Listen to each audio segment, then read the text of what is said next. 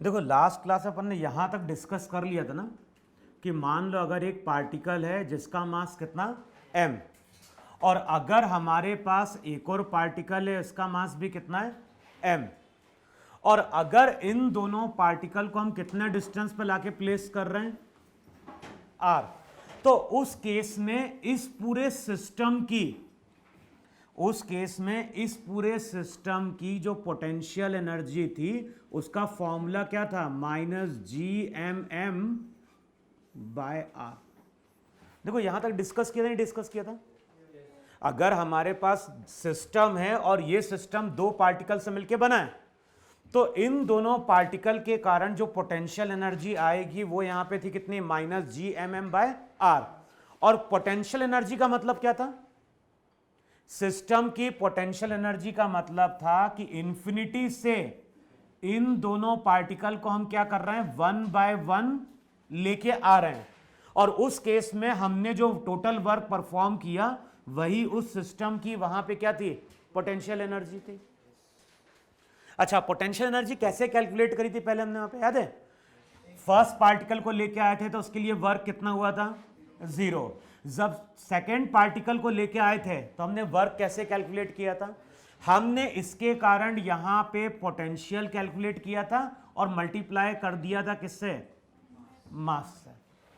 तो अगर किसी पॉइंट का पोटेंशियल मालूम है, मास से मल्टीप्लाई कर देंगे तो हमें क्या मिल जाएगा, वर्क, और वही हमारी क्या थी, पोटेंशियल एनर्जी थी। अब मैं अगर बोल रहा हूं कि हमारे पास एक अर्थ, यहां पे शो कर रहे हैं अर्थ,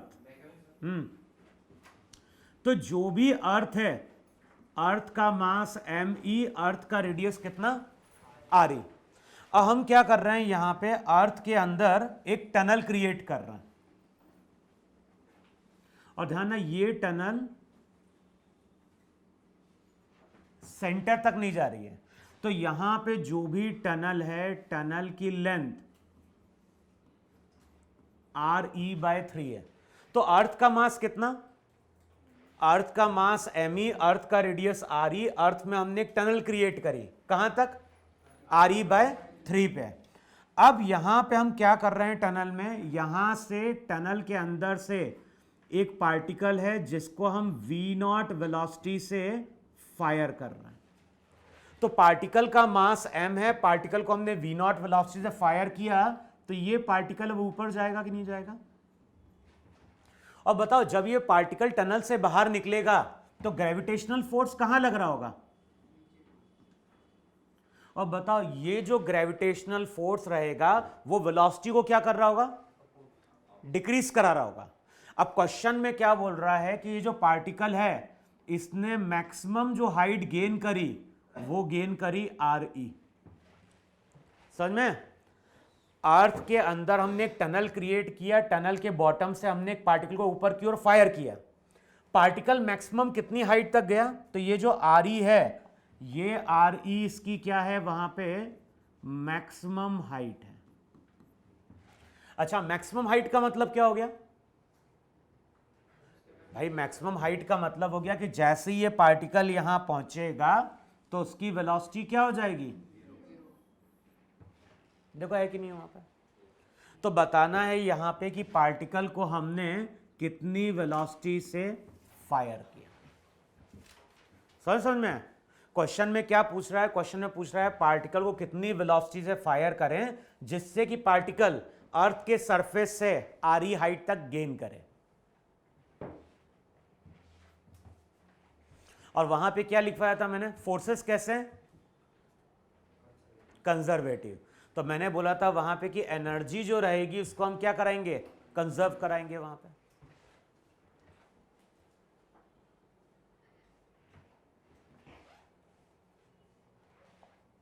तो बेसिकली अगर ये पॉइंट ए है और ये पॉइंट मेरा क्या है, बी, तो हम लोग यही बोलेंगे कि नहीं बोलेंगे, जितनी एनर्जी ए पे उतनी एनर्जी कहां पे, बी पे। तो अब क्या करो, ए पे और बी पे एनर्जी कैलकुलेट करो। अच्छा बताओ, ए पे एनर्जी कैसे मिलेगी, बोलो। अगर मुझे ए पॉइंट पे एनर्जी लेनी है तो ए पॉइंट पे एनर्जी क्या होगी, पोटेंशियल भी होगी, साथ में क्या होगी। अब पोटेंशियल कैसे मिलेगी,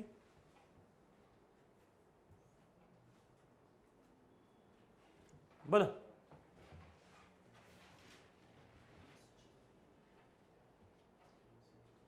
अभी ये पार्टिकल कहाँ है, स्फीयर के अंदर है कि नहीं है। और हमने पढ़ा था कि अगर कोई पॉइंट स्फीयर के अंदर है, ये डिस्टेंस कितना है, 2re/3। तो पहले हम बताओ ए पॉइंट पे पोटेंशियल कैलकुलेट कर सकते हैं नहीं कैलकुलेट कर सकते। तो सबसे पहले तो ये कैलकुलेट करो कि अगर कोई पॉइंट अंदर है तो उस पॉइंट का पोटेंशियल कितना है। बताओ सॉलिड स्फीयर के केस में पोटेंशियल का फॉर्मूला क्या था, -g, मास की जगह me बाय कितना, 2re³ और फिर क्या था वहां पे 3re² -x², ये था ना वहां पे। और x का मतलब क्या हो जाएगा, 2re/3 का स्क्वायर यानी कितना, 4re²/9। चेक करो ये है कि नहीं उस पॉइंट का पोटेंशियल।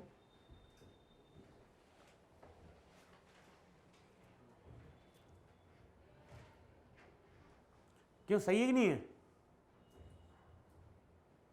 अबे चेक करो पोटेंशियल इतना था कि नहीं था वहां पे, यही था ना, -gme/2re³ ब्रैकेट में 3r² -x²। तो अब बताओ ए पॉइंट का पोटेंशियल कितना मिल गया, -23 है ना, gme/18re। चेक करो ये बन रहा है कि नहीं बन रहा है। अबे एलसीएम लोगों तो ये बने नहीं बनेगा, 27 - 4 -23 gme/18re है इतना। अब ये बताओ मुझे यहां पे, ये तो हो गया उस पॉइंट का पोटेंशियल। पोटेंशियल का मतलब क्या होता है,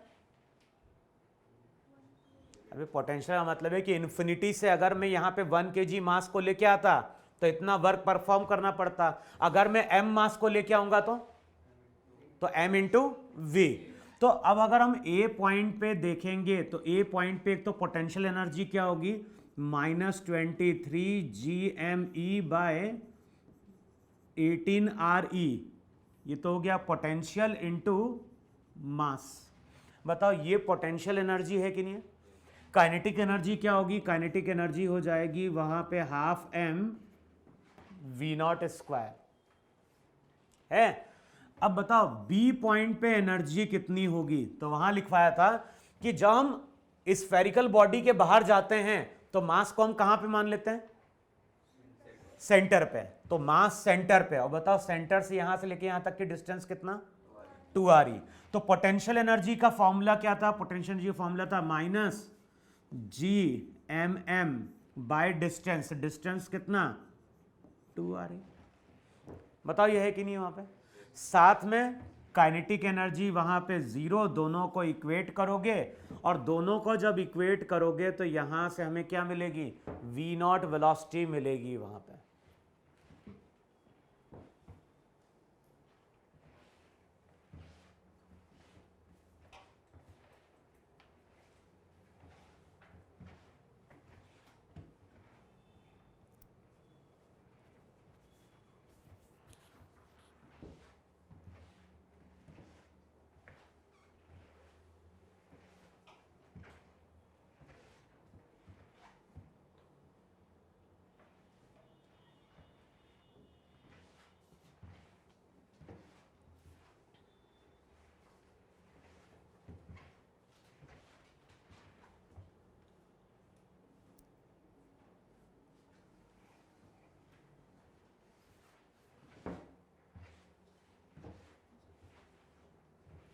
बताओ कितनी आ रही v0 की वैल्यू,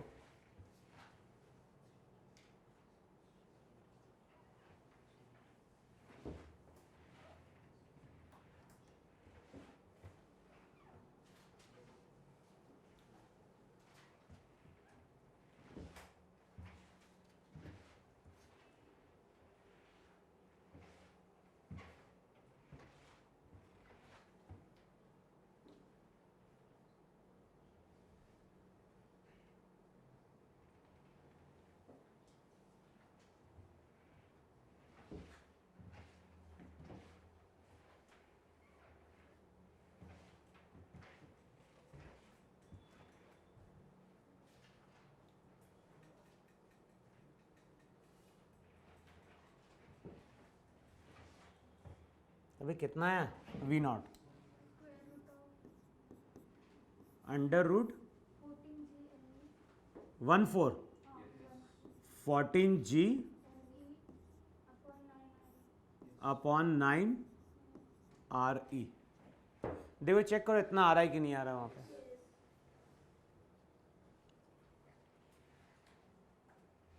लिखो एक क्वेश्चन लिखो वहां पे, और ये क्वेश्चन देखो अगेन एनर्जी कंजर्वेशन पे ये वहां पे।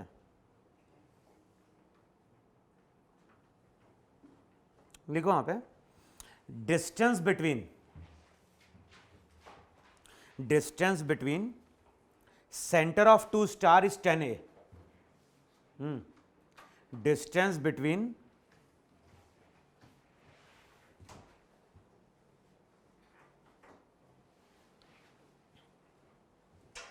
लिखो वहां पे distance between centre of two stars is 10A। The masses of these stars, लिखो वहां पे distance between centre of two star is 10A। The masses of these stars are m and 16m। the masses of these stars are m and 16m, m and 16m, and their radii are a and 2a respectively, and their radii are a and 2a respectively। लिखा था distance between centre of two star is 10A। The masses of these stars are m and 16m, and their radii are a and 2a respectively। A body is fired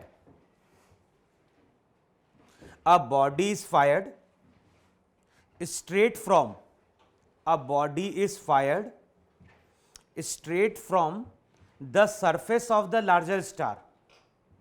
A body is fired straight from the surface of the larger star towards the smaller star। A body is fired straight from the surface of the larger star towards the smaller star। What should be its minimum initial speed? What should be its minimum initial speed to reach the surface of the smaller star? To reach the surface of the smaller star। अब देखो question में क्या बोल रहा है, हमारे पास दो star हैं कि नहीं? एक जो स्टार है वो बड़ा है और उसका मास कितना दे के रखा है? जो बिगर स्टार है उसका मास कितना? 16m, रेडियस कितना? 2a। बताओ फिर यहां कहीं एक स्मॉलर स्टार है कि नहीं? और ये जो स्मॉलर स्टार है इसका रेडियस कितना? a, इसका मास कितना? m। अच्छा क्वेश्चन में ये भी गिवन है कि जो दो स्टार्स हैं उनके बीच का सेंटर टू सेंटर डिस्टेंस वहां पे 10a है कि नहीं?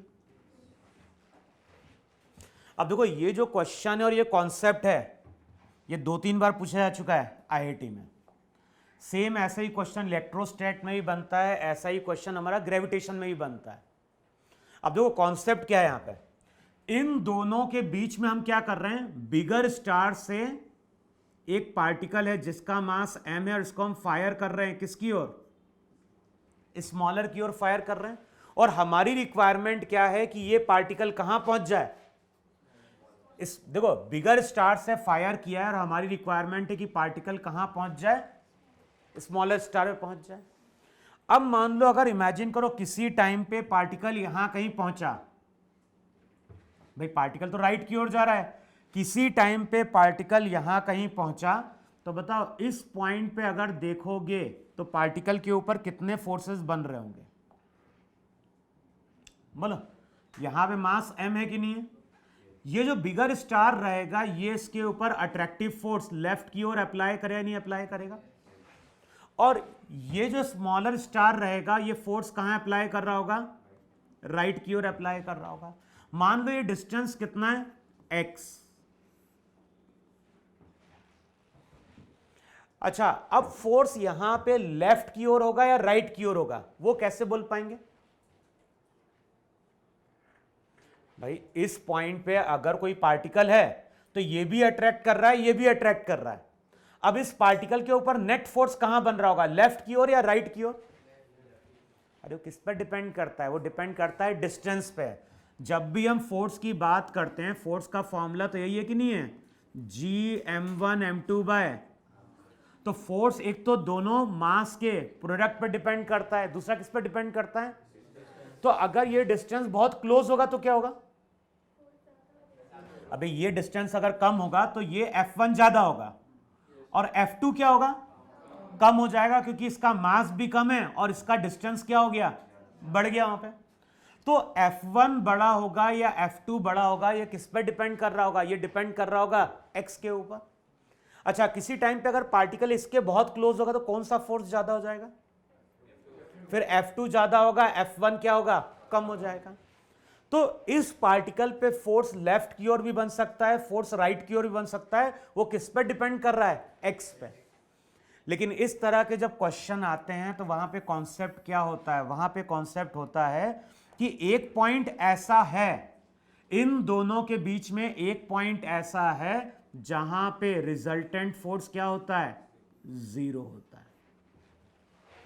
भाई ये पार्टिकल भी इसको अट्रैक्ट कर रहा है, ये स्टार भी इसको क्या कर रहा है? अट्रैक्ट कर रहा है। तो एक पॉइंट ऐसा मिल सकता ही नहीं मिल सकता है कि जहां पे F1 और F2 क्या हो जाएंगे? इक्वल हो जाएंगे। और F1 F2 इक्वल तो रिजल्टेंट फोर्स क्या हो गया? तो पहले लोकेट करो कि रिजल्टेंट फोर्स 0 हो पाएगा या नहीं हो पाएगा। तो अब देखो F1 की वैल्यू कितनी है ये बताओ मुझे भाई। जो F1 रहेगा, F1 की वैल्यू क्या हो जाएगी? ये इसके ऊपर अट्रैक्टिव फोर्स कितना लगाएगा? G into 16m into m upon क्या हो गया? X square. ये इसके ऊपर कितना अट्रैक्टिव फोर्स लगाएगा? तो वो हो गया F2। F2 की वैल्यू क्या हो गई? G(m)m। अब डिस्टेंस क्या हो जाएगा? 10a माइनस एक्स का होल स्क्वायर। स्फेरिकल बॉडी के अगर बाहर होंगे तो मास कहां पे मानेंगे? सेंटर पे। तो पॉइंट मास का फॉर्मूला क्या हो गया? एप्लीकेबल हो गया। अब दोनों को इक्वेट करो यार। बताओ G(m)m कैंसल आउट होगा, लेफ्ट साइड बचेगा 16 upon x square, right side क्या बचेगा? 1 अपॉन 10a माइनस एक्स का होल स्क्वायर। देखो इतना बने या नहीं बनेगा? अब दोनों साइड स्क्वायर हटा दो। अब स्क्वायर हटाओगे तो यहां पे क्या बन जाएगा? 4, यहां पे x कितना? 1 अपॉन 10a माइनस एक्स। अब चेक कर लो यहां से x की वैल्यू क्या निकल के आ रही है।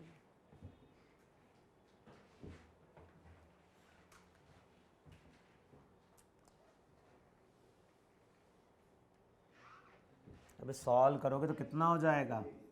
40a minus 4x equals to x, तो 5x इक्वल्स टू 40a। तो x की वैल्यू कितनी आ रही होगी? चेक करो, x की वैल्यू 8a आ रही है कि नहीं आ रही है? इसका मतलब है कि ये वो पॉइंट है जहां पे रिजल्टेंट फोर्स क्या हो रहा है? 0 हो रहा है इतना? अब ये बताओ जरा यहां पे, अगर मैं लाइन के पीछे रहा तो कौन सा फोर्स ज्यादा होगा? अगर मैं इस लाइन के पीछे रहा तो मैं किसके क्लोज हूं? इसके या इसके? तो फिर बताओ यहां पे F1 ग्रेटर देन F2 हो जाएगा कि नहीं हो जाएगा अगर हम लाइन के पीछे? और बताओ F1 अगर ग्रेटर देन F2 है तो रिजल्टेंट फोर्स लेफ्ट की ओर होगा कि नहीं होगा? होगा। लाइन के उस साइड चले जाओ। बताओ लाइन के उस साइड चले गए तो किस साइड का डिस्टेंस कम हो गया? अभी यहां का डिस्टेंस कम हो जाएगा, यहां का डिस्टेंस, तो अब कौन सा फोर्स ज्यादा हो जाएगा?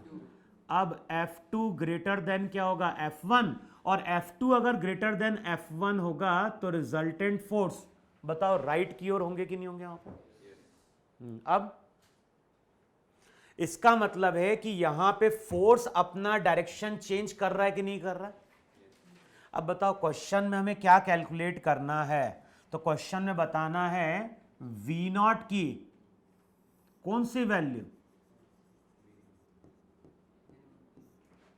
मिनिमम है कि नहीं है। अब बताओ जब पार्टिकल को यहां से हमने फायर किया तो रिजल्टेंट फोर्स कहां है, तो ये स्पीड को क्या कर रहा है, मान लो किसी टाइम पे पार्टिकल यहां पहुंचा और उसकी स्पीड अगर 0 हो जाए तो क्या होगा। अबे तो पार्टिकल ऐसे आगे गया, वेलोसिटी 0, फोर्स कहां बन रहा है, तो पार्टिकल बताओ फिर से बिगर स्टार के सरफेस पे आ जाएगा कि नहीं आ जाएगा। तो अगर पार्टिकल इस लाइन के पहले रुक गया तब तो क्या होगा, अगर पार्टिकल इस लाइन को क्रॉस नहीं कर पाया और उससे पहले ही पार्टिकल रुक गया तो बताओ ये पार्टिकल फिर से वापस बिगर स्टार पे आ जाएगा कि नहीं आ जाएगा। हमें पार्टिकलों कहां तक क्रॉस करा देना है, उस लाइन को जस्ट क्रॉस करा देना है। अगर ये पार्टिकल लाइन को क्रॉस कर गया फिर तो इस रिजल्टेंट फोर्स के कारण पार्टिकल अपने आप क्या होगा, अट्रैक्ट करता हुआ राइट की ओर चला जाएगा।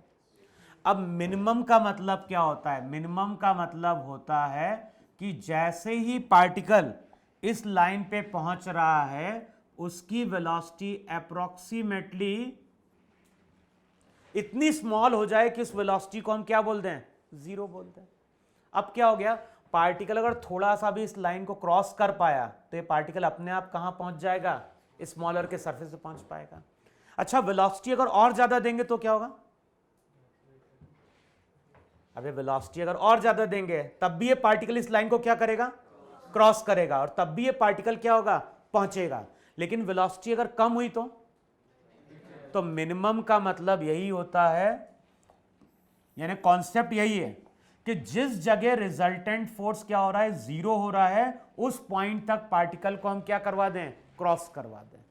तो अब हम क्या बोलेंगे, इस पॉइंट को बोलो A, इस पॉइंट को बोलो B, और हमें करना क्या है, हमें A पॉइंट पे और B पॉइंट पे एनर्जी कंजर्व करा देनी।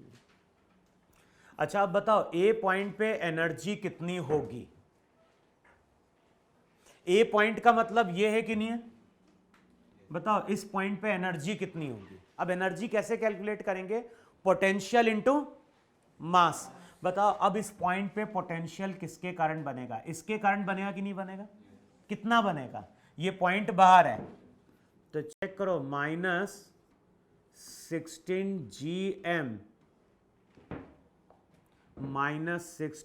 GM bye 2a।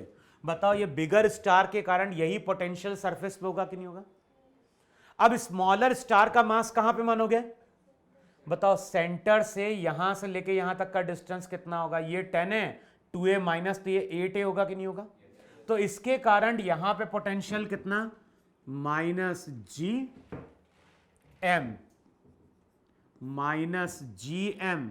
बाय कितना, 8a। देखो यही पोटेंशियल था कि नहीं था वहां पे, इनटू किससे मल्टीप्लाई कर दें, मास से, साथ में काइनेटिक एनर्जी कितनी हो गई, 12mv0²। बताओ यही तुम्हारी A पे एनर्जी है कि नहीं। अब मुझे अगर B पे एनर्जी कैलकुलेट करनी है तो B पे एनर्जी केवल पोटेंशियल है। अब पोटेंशियल एनर्जी फिर से यहां पे कैसे मिलेगी, तो हम इस पॉइंट का पोटेंशियल निकालेंगे वहां पे। अब बताओ इस पॉइंट पे पोटेंशियल किसके कारण बनेगा, इसके कारण भी बनेगा और इसके कारण भी बनेगा। बताओ इसके लिए डिस्टेंस कितना है, अबे इसके लिए डिस्टेंस कितना है, 8 है, तो हम क्या लिखेंगे, -16 GM बाय कितना, 8a। अब यहां से अगर 8a है तो यहां से कितना डिस्टेंस, 2a, तो फिर वहां पे लिखोगे -GM बाय 2a, ये हो गया पोटेंशियल, मल्टीप्लाई कर दो मास से, काइनेटिक एनर्जी 0, दोनों को इक्वेट करो और चेक करो V0 की वैल्यू क्या निकल के आ रही है। पोटेंशियल एनर्जी को कैलकुलेट करने का तरीका यही है, पोटेंशियल निकालो और मास से मल्टीप्लाई कर दो।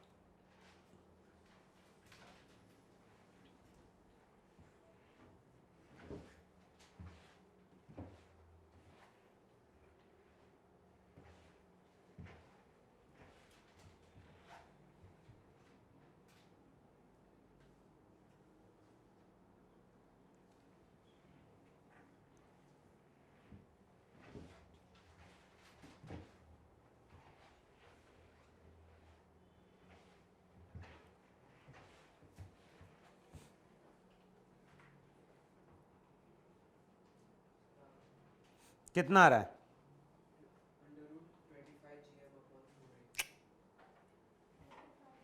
√45 GM/4A। देखो चेक करो बन रहा है कि नहीं बन रहा है। जो V0 आ रहा है कितना आ रहा है? √45 GM/4A। बन रहा है इतना। और ऐसा ही क्वेश्चन देखोगे इलेक्ट्रोस्टैट में भी पूछा गया है, वहां पे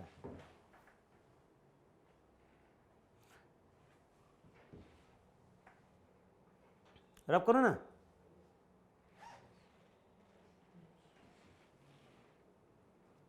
कर दें?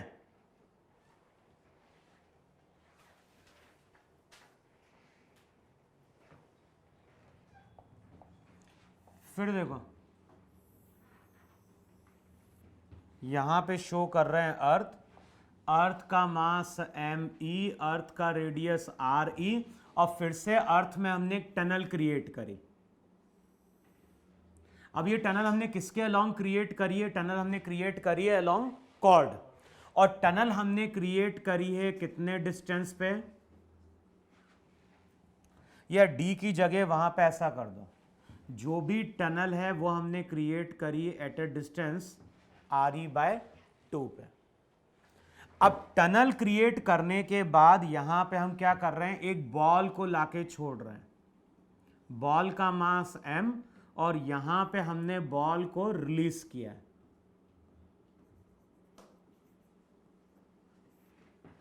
और जो भी टनल की वॉल है उसका सरफेस वहां पे, तो जो भी वॉल है वॉल हमारी कैसी है? स्मूथ है। अब यहां पे हम एक बॉल को लाके क्या कर रहे हैं? छोड़ रहे हैं। बताओ जैसे ही हम बॉल को लाके छोड़ेंगे तो अब क्या होगा भाई? जैसे ही हम बॉल को यहां पे लाके छोड़ेंगे तो अर्थ क्या करेगी? अर्थ इसके ऊपर अट्रैक्टिव फोर्स ऐसा ही अप्लाई करेगी, नहीं अप्लाई करेगी? बताओ इस फोर्स के कितने कंपोनेंट थे? 2। एक जो कंपोनेंट रहेगा हॉरिजॉन्टल, वो बताओ बॉल को किसके अलोंग चलाएगा? टनल की वॉल के अलोंग चलाएगा। और दूसरा जो वाई कंपोनेंट रहेगा उसको नॉर्मल बैलेंस करेगा, नहीं बैलेंस करेगा? तो जैसी टनल के अंदर हम इस बॉल को लाके छोड़ेंगे, बताओ ये बॉल अपने आप मूव कर जाएगी कि नहीं मूव कर जाएगी? अब बताओ कहां तक पहुंचेगी?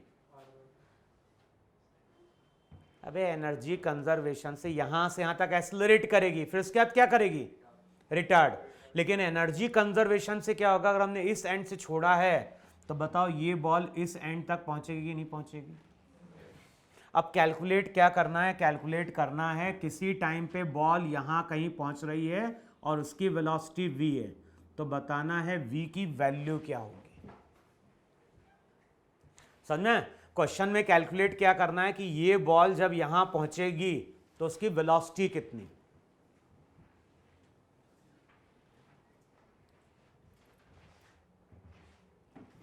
अब बताओ फिर से क्या करना है, अबे फिर से इस पॉइंट पे और इस पॉइंट पे एनर्जी क्या कर दो, कंजर्व कराओ जरा।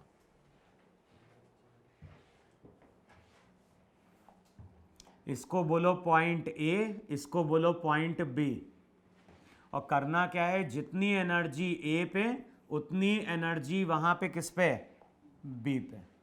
तो ए पे और बी पे एनर्जी को क्या करो, इक्वेट करो।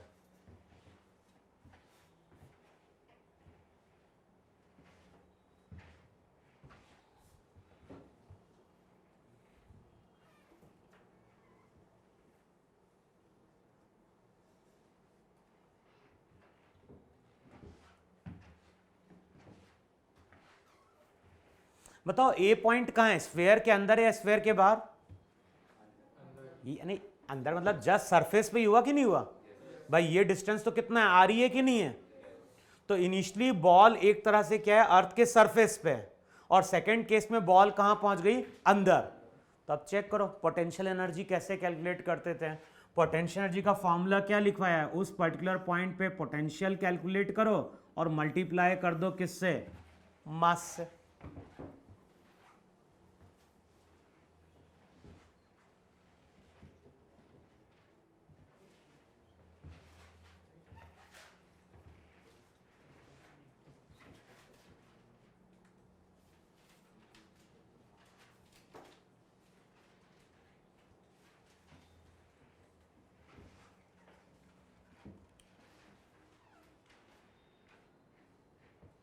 अबे पॉइंट बाहर रहता तो पोटेंशियल क्या था, बोलो। अगर पॉइंट बाहर है या सरफेस पे है तो पोटेंशियल का फॉर्मूला क्या था, -gm/re।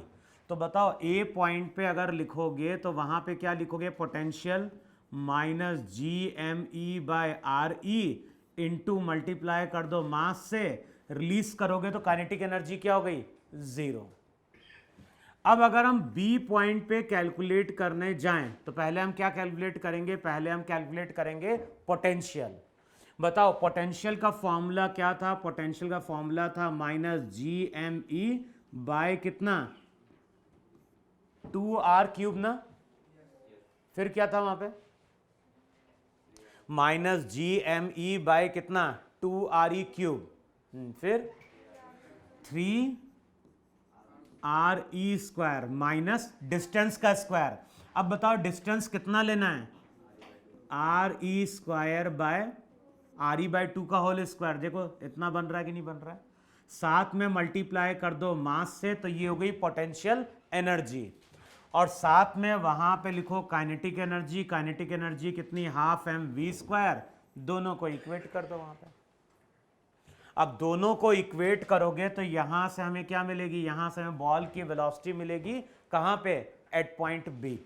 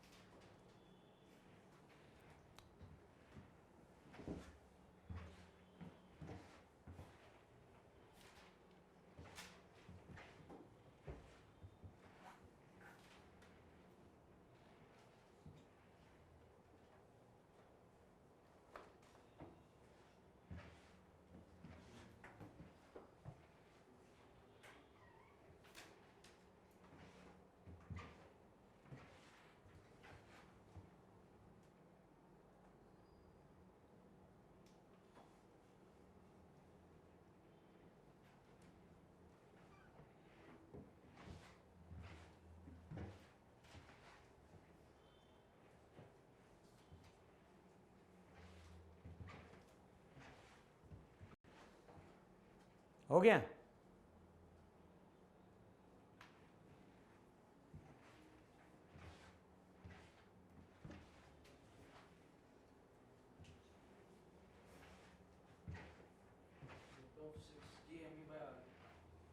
देखो चेक करो, इतना बन रहा है क्या?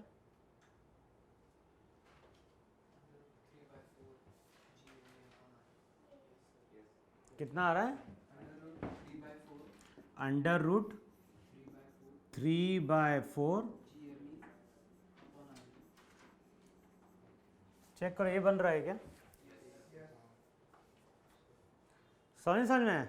इस तरह के जब भी क्वेश्चन सॉल्व करेंगे और टनल के अंदर होगा तो हमें फिर ये पोटेंशियल का फॉर्मूला क्या करना पड़ेगा? यूज करना पड़ेगा। फिर देखो आगे वहां पे, जब इस तरह से हमने एक सिस्टम फॉर्म किया था, इक्विलेटरल ट्रायंगल बनाया था और इसके कॉर्नर पे हमने 3 पार्टिकल को लाके प्लेस किया था, तो वहां पे भी याद है, वहां पे हमने इस पूरे सिस्टम की क्या निकाली थी? पोटेंशियल एनर्जी निकाली थी। और कैसे निकाली थी? हर पार्टिकल को हम इंफिनिटी से 1 बाय 1 लेके आए थे, तो जब इस पार्टिकल को लेके आए थे तो वर्क क्या हुआ था? 0।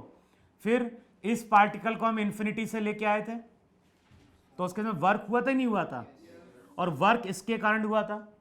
फिर इसके हमने इंफिनिटी से इस पार्टिकल को मूव कराया था, फिर वर्क हुआ था, और ये जो वर्क हुआ था अब इसके कारण भी हुआ था और इसके कारण भी हुआ था। पोटेंशियल एनर्जी जो थी वो W1 plus W2 plus W3 थी कि नहीं थी?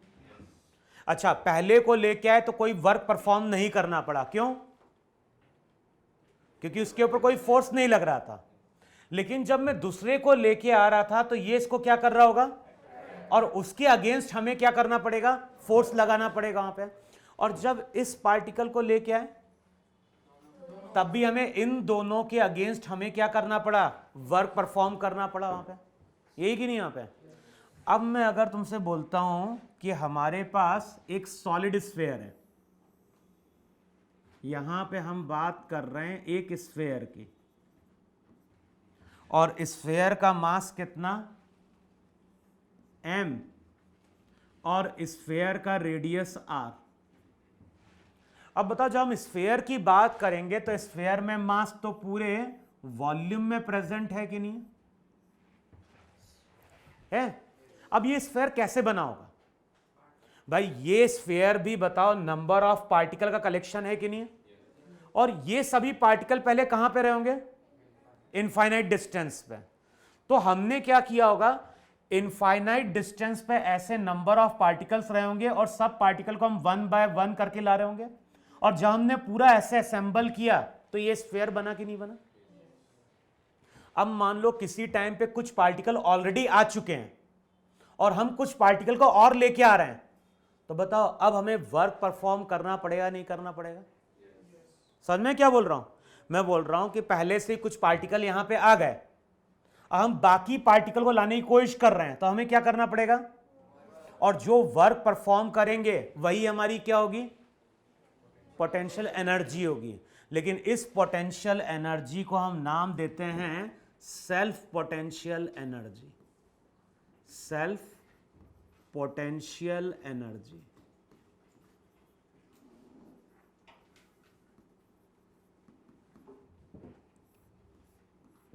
अब इसको सेल्फ क्यों बोल रहे हैं?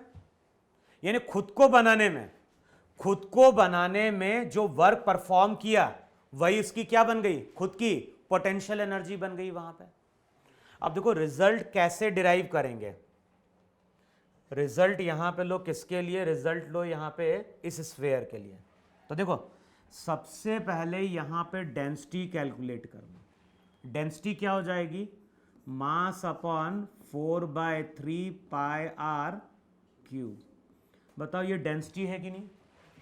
अब मैं क्या बोल रहा हूं, ये सॉलिड स्फीयर एक बार में तो नहीं बना है।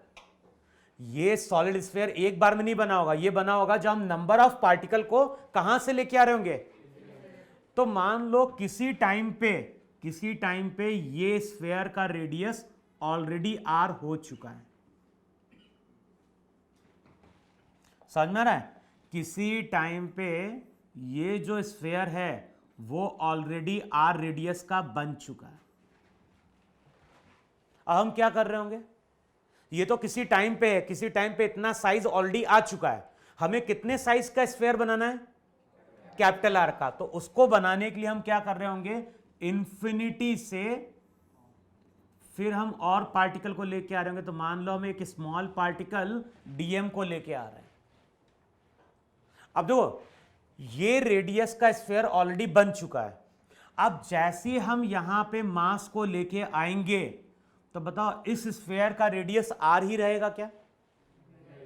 अब जैसे ही मास ऐड होगा तो इसका रेडियस थोड़ा बढ़ेगा कि नहीं बढ़ेगा? तो हमने क्या मान लिया, हमने मान लिया कि इसका जो रेडियस है वो यहां पे dr थिकनेस से बढ़ गया।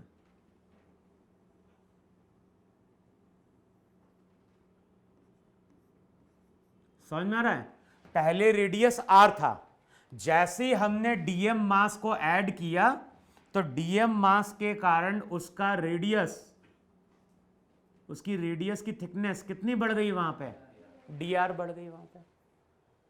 अब बताओ जो भी dm मास था वो dm मास इसी रीजन में एक्यूमुलेट हुआ कि नहीं एक्यूमुलेट हुआ?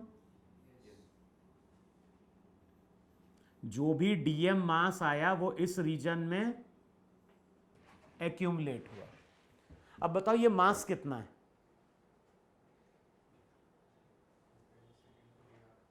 हाँ बोलो। अगर मुझे ये मास कैलकुलेट करना है तो ये मास क्या लिखेंगे? डेंसिटी इनटू 4 पाई, चेक करो वो ऐसा लिखा जाएगा 4 pi R square into D R. भाई सरफेस का area 4 pi R square multiply कर दो थिकनेस से। अब डेंसिटी की वैल्यू पुट कर दे रहा, तो जो भी डीएम रहेगा वो हो जाएगा एम अपॉन कितना? 4/3 पाई आर क्यूब। फिर यहां पे क्या हो गया? 4 pi R square into D R. 4 pi क्या होगा? कैंसिल आउट होगा। और चेक करो मास कितना बन गया? 3 ऊपर जाएगा, 3m अपॉन क्या हो जाएगा? R cube into R square into D R. देखो चेक करो यही मास है कि नहीं है वहां पे? अच्छा इस मास को लाने में हमने कुछ वर्क परफॉर्म किया कि नहीं परफॉर्म किया? वो dw होगा। अब बताओ dw वर्क कैसे मिलेगा? dw वर्क होगा मास इंटू पोटेंशियल। लिखे कि नहीं लिखे वहां पे? अब पोटेंशियल कहां पे देखेंगे भाई? पोटेंशियल आर के साथ क्या होता है? डिक्रीज करता है। तो इंफिनिटी पे पोटेंशियल 0। बताओ यहां पे पोटेंशियल कितना? यहां पे जो पोटेंशियल बनेगा सरफेस पे वो कितना होगा? -g। बताओ इसका भी कुछ मास है कि नहीं है? तो इस पूरे पोर्शन का मास कितना है? m। तो हम ऐसा लिख सकते हैं क्या? -gm/r। अभी क्या कैलकुलेट करोगे? हमें वर्क कैलकुलेट करना है। वर्क कैसे मिलेगा? पोटेंशियल इनटू क्या कर दें? मास। तो पोटेंशियल बाहर का कितना था? -gm/r। m मास है वहां पे। तो बताओ dw कितना हो जाएगा? dm का मतलब क्या हो गया? 3m r square dr/r cube. बताओ पोटेंशियल क्या हो गया? पोटेंशियल हो गया वहां पे -g/r इंटू एम। बताओ m ये पूरा मास है कि नहीं है? और ये जो पूरा मास रहेगा वो हो जाएगा density into 4/3 pi R cube. Density की वैल्यू पुट कर दे रहा हूं वहां पे। बताओ क्या चीज कैंसिल आउट हो जाएगी? 4/3 पाई कैंसिल आउट होगा और यहां पे क्या बनेगा? m इंटू, चेक करो ये बनेगा क्या? m into R cube by R cube. अभी ये डेंसिटी की वैल्यू यहां पुट करनी है हमें। 4/3 पाई कैंसिल आउट हो गया, बनेगा नहीं बनेगा? m इंटू आर क्यूब, अच्छा यही बनेगा ना, m into R cube by R cube. अबे है या नहीं? अब इस m मास की वैल्यू को पुट कर दो तो यहां पे हो जाएगा m into R cube by R cube. बताओ ये डीएम मास को लाने में किया गया वर्क है कि नहीं है? और ऐसे तो हमने कई बार डीएम मास को मूव कराया होगा। तब जाके वहां पे आर रेडियस का स्फीयर बना होगा। तो टोटल वर्क के लिए हम क्या करेंगे, टोटल वर्क के लिए इसको हम इंटीग्रेट करेंगे। कहां से कहां तक, जब तक कि रेडियस 0 से लेके कहां तक नहीं पहुंचता, कैपिटल आर तक वहां पे। अब इंटीग्रेट करो जरा, आर टू दी पावर 4 हो जाएगा ना, यहां पे एक आर, यहां पे आर स्क्वायर, एक आर कैंसिल आउट हो जाएगा। अब चेक करो वैल्यू कितनी आ रही है इंटीग्रेट करने पे।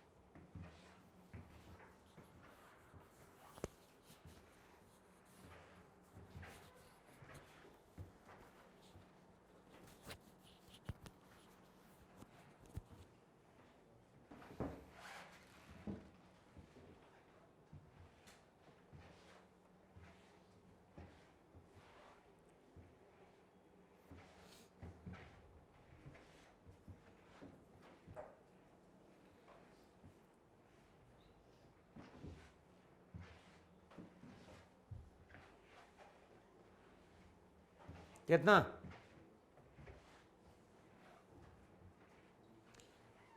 जी एम आर कैपिटल आर, ये सब कांस्टेंट है, केवल स्मॉल आर बचेगा। तो यहां पे क्या हो गया, आर स्क्वायर, यहां पे आर, तो एक आर बचा, और यहां पे आर क्यूब। तो basically R to the power 4 बचा कि नहीं बचा, उसको इंटीग्रेट कर दो, वहां पे आर टू दी पावर 5/5। तो चेक करो जो वर्क आ रहा होगा वो आ रहा होगा कितना, माइनस कितना, 3g एम स्क्वायर बाय कितना, अभी कितना, 5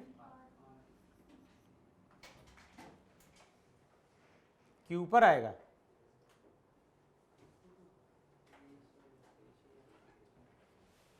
देखो चेक करो, अच्छा ठीक है, आर टू दी पावर 6 हो जाएगा 5। देखो चेक करो इतना बन रहा है कि नहीं बन रहा है। अच्छा ये जो वर्क हुआ है ये कब हुआ है, अभी ये वर्क हुआ है जब इस स्फीयर ने अपने आप को क्या किया, फॉर्म किया है। तो अपने आप को बनाने में जो वर्क होता है वही हमारी क्या होती है, सेल्फ पोटेंशियल एनर्जी होती है। समझ में भाई, इंफिनिटी से लाने में जो किया गया वर्क होता है पोटेंशियल एनर्जी कहलाती है, लेकिन खुद को बनाने में जो वर्क किया जाता है वो हमारी क्या होती है, सेल्फ पोटेंशियल एनर्जी होती है।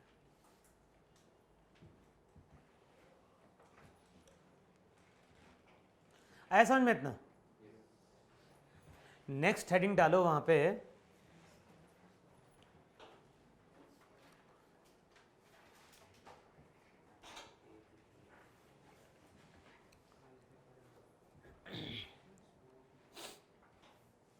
हो गया इतना।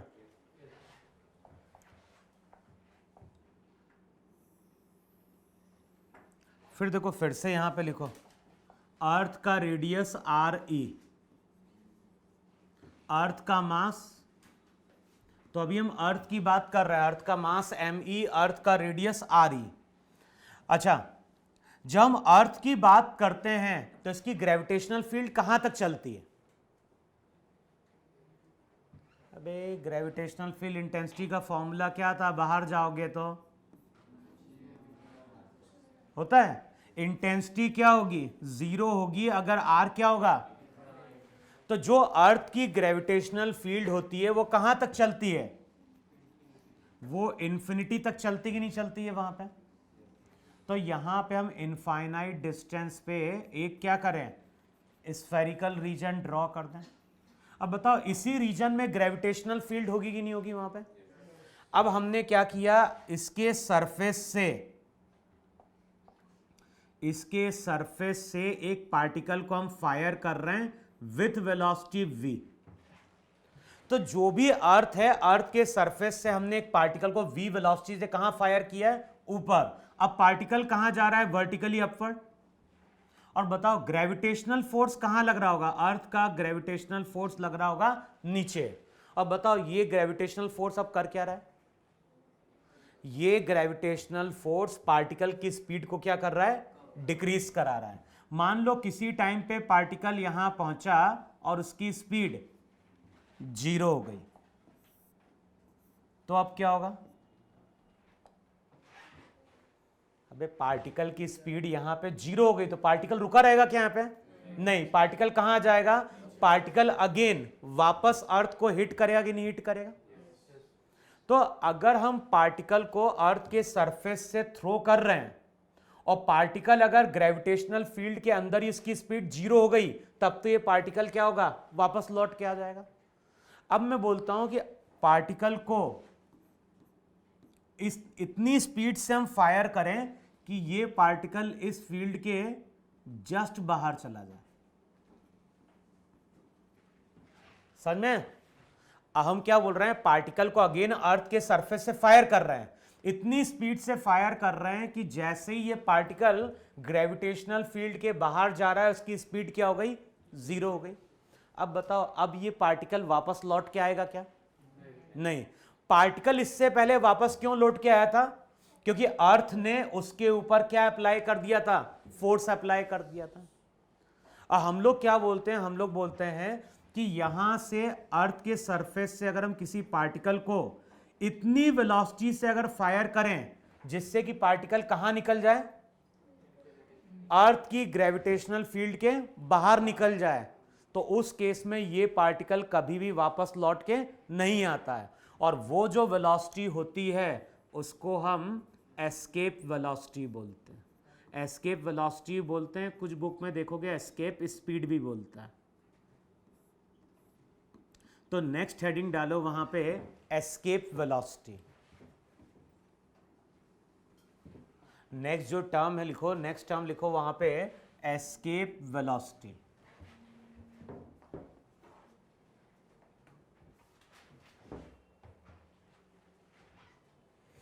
अच्छा, अभी ये पार्टिकल कहां निकल पाया? जस्ट, अबे ये पार्टिकल ग्रेविटेशनल फील्ड को जस्ट क्रॉस कर पाया ना, क्योंकि v की वैल्यू क्या हो गई? जीरो। हमें मालूम है फोर्सेस कंजर्वेटिव हैं, तो हम क्या बोले? ए पॉइंट पे और बी पॉइंट पे एनर्जी को क्या करें? कंजर्व कराएं। अब बताओ, ए पॉइंट पे अगर तुम एनर्जी लिखने जाओगे, बताओ ये पार्टिकल अर्थ के बाहर है कि नहीं? तो अर्थ का मास हम कहां मानेंगे? सेंटर पे। तो पोटेंशियल एनर्जी दो पार्टिकल के लिए क्या थी? Minus G M E M by R E थी कि नहीं थी वहां पे? भाई फॉर्मूला यही था नहीं था वहां पे? Minus G M one M two by R. अगर आर दोनों के बीच का क्या है? डिस्टेंस है। अब पार्टिकल के पास इनिशियली काइनेटिक एनर्जी कितनी? Half M V square. अब बताओ बी पॉइंट पे क्या होगा? इंफिनिटी पे अगर जाओगे तो पोटेंशियल एनर्जी क्या होती है? जीरो। काइनेटिक एनर्जी भी। दोनों को इक्वेट करोगे तो यहां पे हमें एस्केप वेलोसिटी का फॉर्मूला मिलेगा। और कितना फॉर्मूला मिल रहा है? एस्केप वेलोसिटी का फॉर्मूला मिल रहा है under root 2 G M E by R E. देखो चेक करो ये बन रहा है कि नहीं बन रहा है?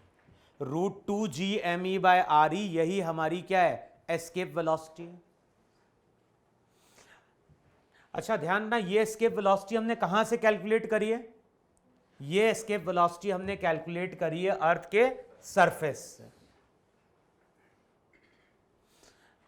अच्छा, अगर कोई दूसरा प्लैनेट होता, अगर कोई दूसरा प्लैनेट होगा तो एस्केप वेलोसिटी के फॉर्मूले में केवल क्या चेंज होगा? 2g। अभी यहां पे हमने मास ऑफ अर्थ लिया था, अब वो हो जाएगा मास ऑफ प्लैनेट, और आर ई की जगह वहां पे हो जाएगा रेडियस ऑफ प्लैनेट। तो अर्थ की जगह अगर हम किसी दूसरे प्लैनेट की बात कर रहे हैं तो वहां पे प्लैनेट का मास और अर्थ के रेडियस को प्लैनेट के रेडियस से हम क्या करेंगे? रिप्लेस करेंगे। अच्छा, अब जो पार्टिकल हमने फायर किया अगर उसकी वेलोसिटी v एस्केप से ज्यादा होगी तो भी क्या होगा? अगर हम वेलोसिटी और ज्यादा प्रोवाइड करेंगे तब भी पार्टिकल इंफिनिटी को क्या कर जाएगा? बस होगा क्या? जब ये इंफिनिटी को क्रॉस करेगा तो इसकी वेलोसिटी जीरो नहीं होगी। तो एस्केप जो वेलोसिटी होती है उसको हम क्या बोलते हैं? उसको हम बोलते हैं कि ये मिनिमम वेलोसिटी है। जब हम एस्केप वेलोसिटी की बात करते हैं तो एस्केप वेलोसिटी को हम बोलते हैं कि ये मिनिमम वेलोसिटी है जिससे कि किसी पार्टिकल को हम फायर करें, जिससे कि पार्टिकल ग्रेविटेशनल फील्ड के क्या हो, बाहर चला जाए। समझ में? इससे ज्यादा होगा तब भी पार्टिकल क्या होगा, बाहर निकल जाएगा, लेकिन उसको हम एस्केप वेलोसिटी बोलेंगे क्या? नहीं। अगर इससे कम हुई तो फिर पार्टिकल क्या होगा, वापस लौट के अर्थ पे आ जाएगा। अच्छा, अब ये फॉर्मूला हम लोगों ने 9-10 में पढ़ा था कि एक्सेलरेशन ड्यू टू ग्रेविटी कितना था, gme/re²। ये वैल्यू थी अर्थ के सरफेस पे, और इसको जब सॉल्व करते थे तो वैल्यू 9.8 मीटर पर सेकंड स्क्वायर आती थी कि नहीं आती थी वहां पर? ये g की वैल्यू अर्थ के सरफेस पे थी। तो बताओ इस gme की जगह हम क्या पुट कर सकते हैं? अबे gme की जगह GRE² प्लेस कर दें, RE कैंसिल आउट होगा। तो ये भी ध्यान रखना है, एस्केप वेलोसिटी का फॉर्मूला √2GRE भी होता है। देखो ऐसा बनेगा कि नहीं बनेगा वहां पे? अब g की वैल्यू हम कितनी लेते थे, 9.8 मीटर पर सेकेंड स्क्वायर। अर्थ का रेडियस होता है 6400 किलोमीटर। 1 किलोमीटर कितना? तो यहां पे RE की वैल्यू पुट करो, g की वैल्यू पुट करो और चेक करो ये वैल्यू निकल के आती है कितनी, 11.1 किलोमीटर पर सेकेंड। अर्थ के सरफेस पे एस्केप वेलोसिटी कितनी होती है, चेक करो वहां पे।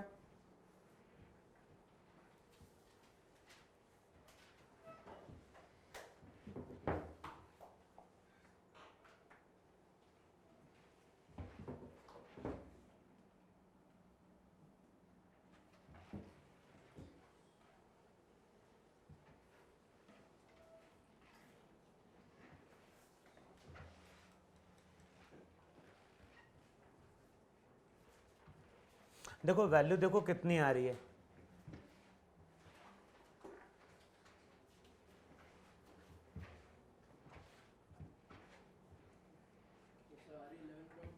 इलेवन पॉइंट टू किलोमीटर पर सेकेंड। चेक करके देखो वहां पे वैल्यू। अर्थ के सरफेस पे एस्केप वेलोसिटी होती है 11.2 किलोमीटर पर सेकेंड।